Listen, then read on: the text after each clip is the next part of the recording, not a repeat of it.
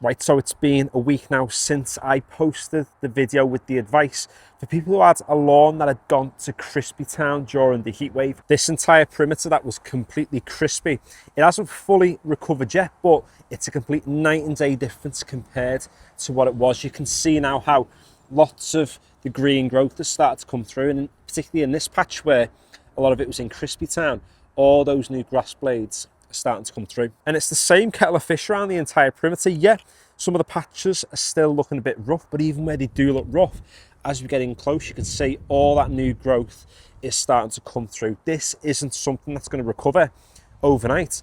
It's something that's going to take a few weeks to get the lawn to fully bounce back. And the reason why this green growth has started to come back through is because even though the grass had gone brown, it doesn't mean that the plant is dead. It's the plant's way of preserving energy and protecting itself whilst the temperatures are so extreme. And like we did last week, we can take a core out the soil to see the impact of that water. You'll notice that the top part of this core is much darker because there's much more moisture there, but the bottom part is still quite dry. So that just tells us that although it's been watered a fair bit, it's still not a sufficient amount of water to really hydrate the soil. However, this sort of thing is quite normal on clay heavy lawns, particularly in the summer. So I'm not going to stress too much. You can see there are roots down at the bottom there, so it is ideal for that water to be able to percolate through.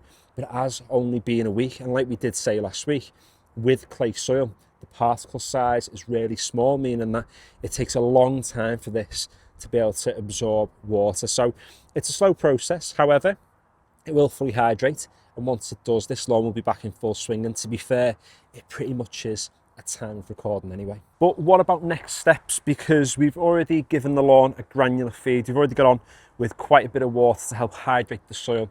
There's still two more things that we can do to help this lawn to fully recover. Firstly, we can give it a cut, because every time we cut the lawn, it's going to encourage the plant to grow, and it's going to encourage everything to thicken. And particularly those plants around the perimeter of the lawn that are just starting to come through, the faster they can start to thicken, the faster the lawn's obviously going to fully recover. And another thing to do as well is to get on with a liquid feed, because what it'll do is give it a really fast acting burst of growth, and it'll also help to improve the overall colour of the sward too. So great for those plants that are just coming through, but also great for the existing plants that we have as well. And for reference, I'm using Integral Max as my liquid feed. It contains all those things people waffle on about, like carbohydrates and iron and nitrogen and blah, blah, blah, blah, blah. All you've got to know is that you put it down, it grows, it goes thick, it goes green, it looks boss, happy days. Something to just be mindful of is that this process isn't a quick fix. If your lawn has gone to crispy town, it is going to take some time to bounce back and recover, and the more rain we have and the more we feed and the more we cut, all those things are going to contribute to our lawns recovering and looking boss by the time we get into like early to mid-August. Considering how this lawn looked a week ago compared to what it's looking like today, I'd absolutely say that is 100% progress because of the 3 steps that we took. We fed it, we watered it, and more importantly, we had patience. And patience is that one thing that we're going to have to continue to have over the next couple of weeks. So there you go. That is all you've got to do to help your lawn recover from crispy town. So if you have enjoyed it or found the video useful, feel free to give the video a like, subscribe if you haven't already, follow along with more of these no nonsense lawn tip videos, and finally, thanks for watching.